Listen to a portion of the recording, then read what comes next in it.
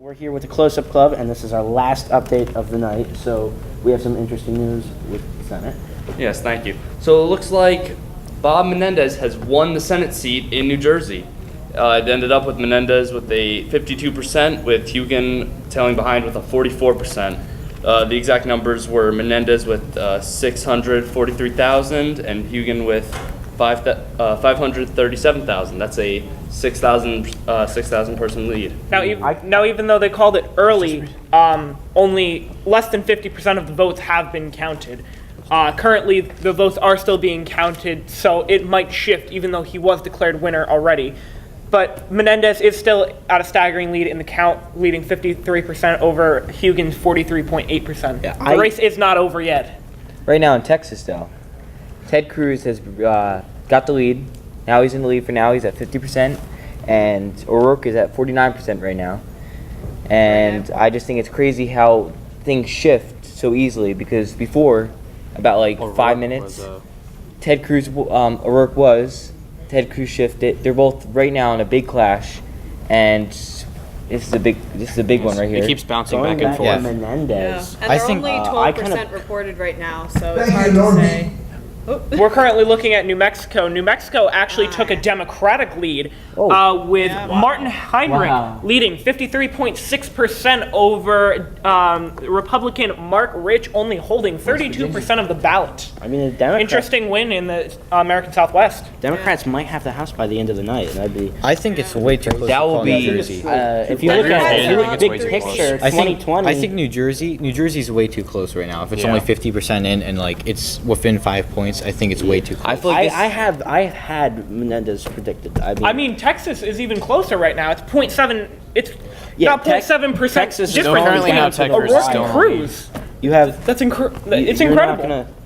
You're not gonna I see mean, those West results Virginia anytime seemed soon. to go Democrat right now. I just think it's With crazy. Manchin It looks at, like the Democrats are almost really 50. going after All that. these It's really votes been are all so over the close, place, you know? you States can't going tell who's opposite gonna win. directions. However, the Senate is still currently held Republican at 45 over 37 Democrat. However, about 17 seats are left for the Republicans or Democrats to take left. Over on the House side, 174 seats have been claimed. 92 are Republican. Only 82 are Democrats so far.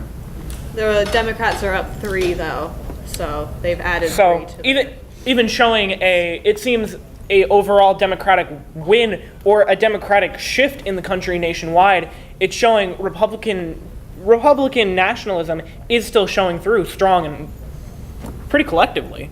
I mean, overall. I mean, if you really look at a big picture, 2020 is the next election, the next presidential election. So all of this Could change. really kind of. It's like a forecast. It could switch, it could almost, go. it's like a weather forecast. It's showing the clouds before the storm, so you know Wow.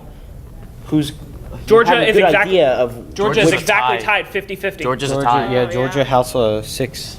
Wow. Georgia's Yeah, a Georgia tie. is tight. That's crazy. That's incredible. back to what we were talking about. Yeah, sorry. You almost have a forecast, like we were saying, and you kind of get an idea when all the elections are over of which party what might win the next election, the next presidential election. And this also ties into why it's important for students and the younger generation to get into politics and voting.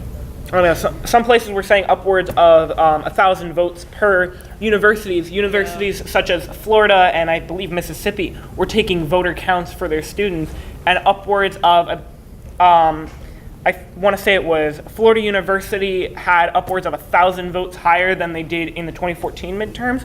So it's showing a huge political shift considering the lack of voting in the United States currently. And the real question I want to ask all of you guys is, should we have a mostly one-sided government in the oncoming presidential election in a couple of years? Because it's 2 years from today. So should we, whether it's one way or the other, should we have a mostly Republican or mostly Democratic government coming into this presidential election for the re-election of Trump or otherwise? Or should we have a more middle-grounded one to kind of lead anything up? I like middle ground. I like middle ground. It's more fair. Yeah, it's more fair. You have checks and balances. Like, if it's all say Republican, then all the Republican policies and this and that But see- are going to pass, or if it's all when same you if have it's all both- Democrat. But see, up until When you have now, it's both- been You with- can have with sides the- of everything. with the Republican on each shift. side.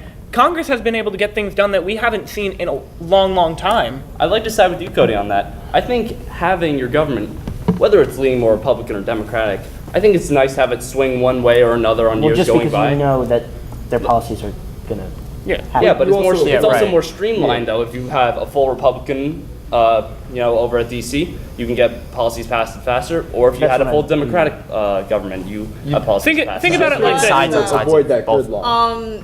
Wouldn't you say that isn't very representative of the American people, as most Americans are typically more center-leaning? It's an interesting And with the way the interest. parties are right now, they're either very left or very right now, which a lot of Americans are very dissatisfied with because think they really feel like they're much more center, and we don't have a lot of center candidates anymore. It's all Not a about lot to media say. coverage and miscommunication too, because the American people think that it's just down to these two candidates, so they're not going to Right. vote for someone else. They're Like, if going you to look vote at, like, Democrat. But or is that Republican. but is Like that the fault of news. the private media corporations with their own pushing political agendas, or is that the fault of the American It's the people fault of for the not people. looking It's into for it? not being educated. Because they're not looking. You need to educate There should be more people. They think they can only look at like There should not Republican be or a two-sided Democrat. one. There Well, should be more. They can't think of like another one to go to besides just Republican or Democrat. There Like, should be if more you look choices at like for each person. the It's news good- sources, they're How predominantly many of you guys either are Republican or going to Democrat. vote next election? I can't. Oh, absolutely. I I'm gonna be we can't. 17. I'll be I would voting. However, without getting without Presidential. guys, be without voting, yeah. digressing, we should probably wrap up for the night. Thank you so much for watching the Close Up Club and WLTS